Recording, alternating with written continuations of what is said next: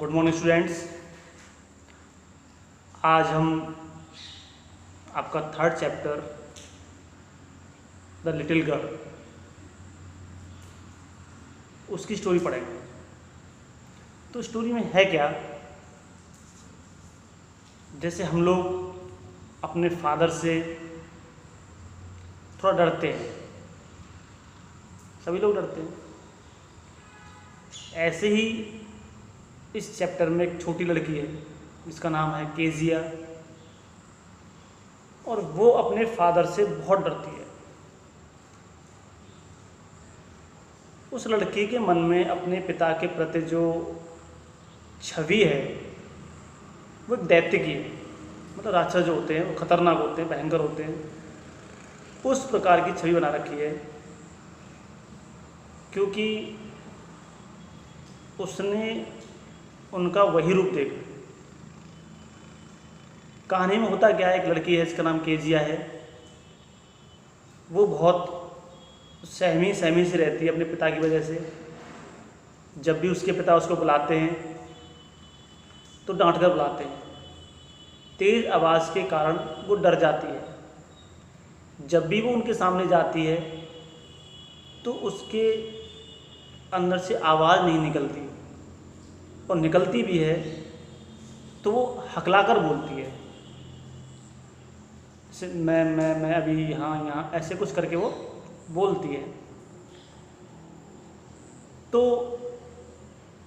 वो कभी कभी जब अपने पिता के सामने जाती है तो बहुत डरी सहमी सी रहती है। उसके पिता भी उसे डांट कर ही बात करते हैं। उसकी आंखें बहुत भयंकर रूप से होती हैं, तो उन्हें देख कर वो डर जाती है।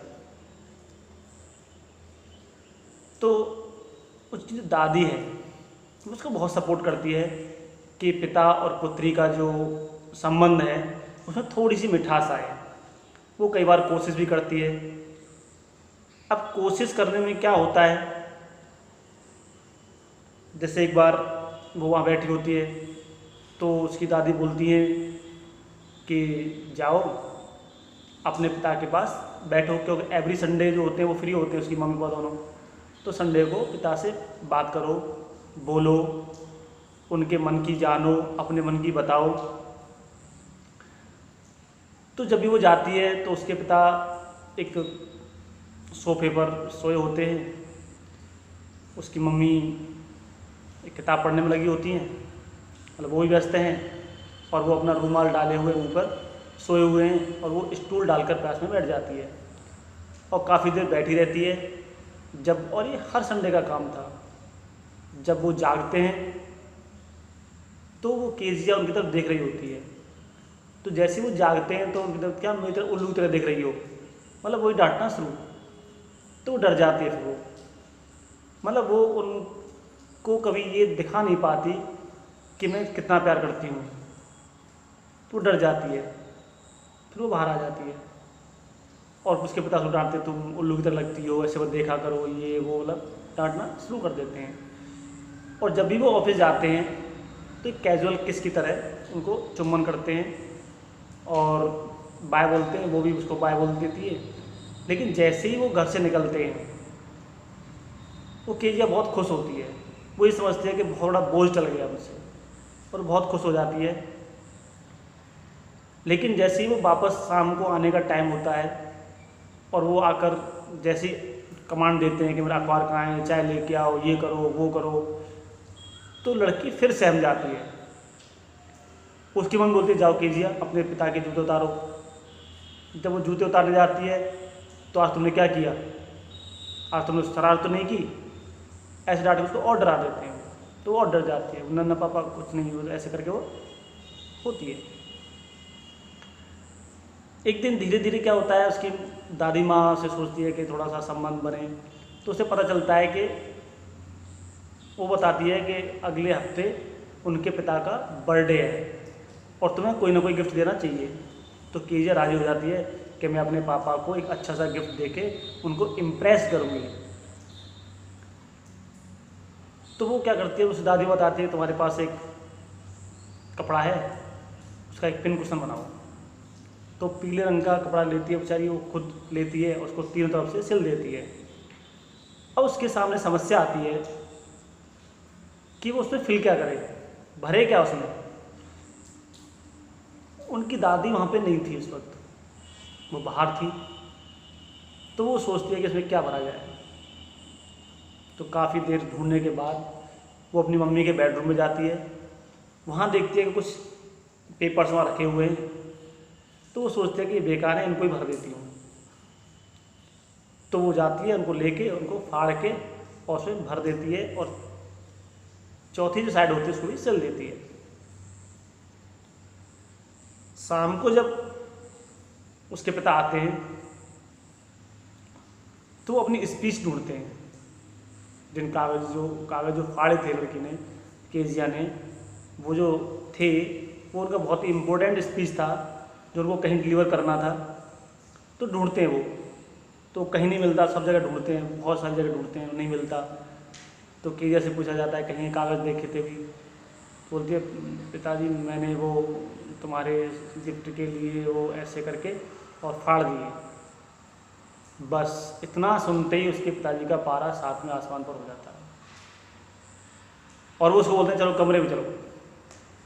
और कमरे में ले जाकर उसको रूलर से पीटते हैं कि आगे तुम ऐसा नहीं करोगे, तुम्हें पनिशमेंट मिलना बहुत ज़रूरी है।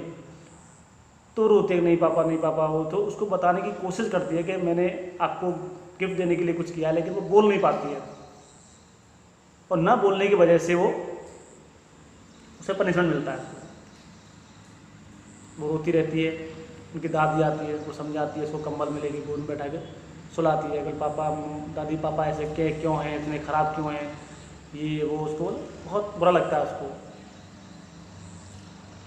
एक दिन वो अपने बालकनी में खड़ी हुई थी तो देख रही है कि वो जो पड़ोसी थे अंकल, उनका नाम था मैकडोनाल्ड, उनके 5 बच्चे थे और वो अपने बच्चों के साथ बड़ी खुशी से पार्क में खेल रहे हैं। और एक बच्चा उनके कंधे बैठा हुआ है, दोस्त की बाहों में है और खेल रहे हैं सब। तो वो सोचती है कि पापा, उनके पापा बहुत अच्छे हैं, मेरे पापा इतने अच्छे नहीं हैं। यानी कि सभी पापा जो है वो ख़राब नहीं होते, कुछ पापा अच्छे भी होते हैं, लेकिन मेरे पापा ऐसे नहीं हैं क्योंकि मेरे साथ वो नहीं खेलते हैं। एक दिन उनकी केजिया की माँ बहुत बीमार पड़ जाती हैं और उनको हॉस्पिटलाइज किया जाता है। तो उनकी दादी को उनके साथ रहना पड़ता है। तो केजिया घर में अकेली थी। जो उनकी रसोइया थी, मेड सर्वेंट थी, उनके पास को छोड़ दिया जाता है और उनके साथ रहती है। दिन तो कट जाता है, दिन तो खेलने में कट जाता है, लेकिन रात को जो रसोइया थी, वो मेड सर्वेंट थी, वो अपने घर जाती है तो अकेला उसको सुला जाती है। तो केजिया बोलते हैं कि मुझे डर लगेगा, मुझे बहुत बुरे बुरे सपने आते हैं। मैंने कोई नहीं, पापा हैं, कोई, आप सो जाओ। सो जाती है तो उससे रात को बहुत बुरा सपना आता है तो वो चिल्लाती है, रोती है। तो वो जब आंखें खोलती है तो दिखता है कि उसके पापा उसके पास खड़े हुए हैं। उसके पापा बोलते हैं कि डरने की जरूरत नहीं है, मैं हूँ। उसको गोदी में उठा के अपने पास अपने रूम में ले जाते हैं और अपने आप से चिपक कर सुला लेते हैं अपनी गोदी में। और उसके पापा थके आ रहे होते हैं, सो जाते हैं। तो केजिया उसके पापा की धड़कनों को सुनती है और अपने आप को बहुत ही सुरक्षित महसूस करती है। तब वो सोचती है कि मैं अपने पापा के बारे में जितना सोचती हूँ कि पापा बुरे हैं, वो इतने बुरे नहीं हैं। हाँ, मैकडोनल्ड इतने अच्छे नहीं है क्योंकि उनके पास तो टाइम ही टाइम है। तो मेरे पापा इतना काम करते हैं, इतने बिजी होते हैं कि उनके पास मेरे लिए समय नहीं है, काम बहुत ज़्यादा है, बिजी हैं, लेकिन इतने बुरे नहीं हैं। मेरे पापा बहुत अच्छे हैं। और जो नेगेटिविटी उनके अंदर थी अपने पापा के प्रति, जो सोचती थी कि पापा बुरे हैं, राक्षस हैं, ये है वो हैं, तो उस दिन वो ख़त्म हो जाती है और अपने पापा को अच्छा पापा समझने लगती है। तो वो सोचती है कि हम जितना बुरा सोचते हैं पापा के बारे में कि हमारे पापा हमें डांटते रहते हैं, फटकारते रहते हैं, ये मत करो, वो मत करो, ये करो, वो करो, तो कहीं ना कहीं उस समय तो हमें बुरा लगता है, लेकिन भविष्य में वो हमारे लिए बहुत अच्छा होता है। हो सकता है कि वो चीज़ें, हमें बातें उस समय ख़राब लगें, लेकिन बाद में वो बहुत अच्छी होती है। तो जो पिताजी होते हैं वो इतने बुरे नहीं होते जितने हम सोचते हैं। तो हमें उनका सम्मान करना चाहिए, उनकी बातें माननी चाहिए। उनके पास बहुत सारा काम है, परिवार की जिम्मेदारी भी है, तो उनको देखते हुए उनके पास समय नहीं होता, तो हमें भी उनकी हेल्प करनी चाहिए, उनको समझना चाहिए, ताकि हमें भविष्य में पछताना ना पड़े। तो केजिया के अंदर जो नकारात्मक सोच थी अपने पिता के बारे में, वो उस दिन बदल जाती है। यही इस चैप्टर का सारांश है कि हमें अपने पिता को समझना चाहिए कि उनके पास इतना बिजी होने के बाद भी हमारे लिए इतना सारा करने के लिए सब कुछ है।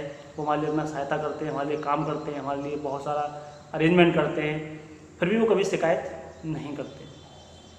आई होप ये आपको पसंद आया होगा और आपको चैप्टर बहुत अच्छा लगा हो और सीख मिली होगी। धन्यवाद।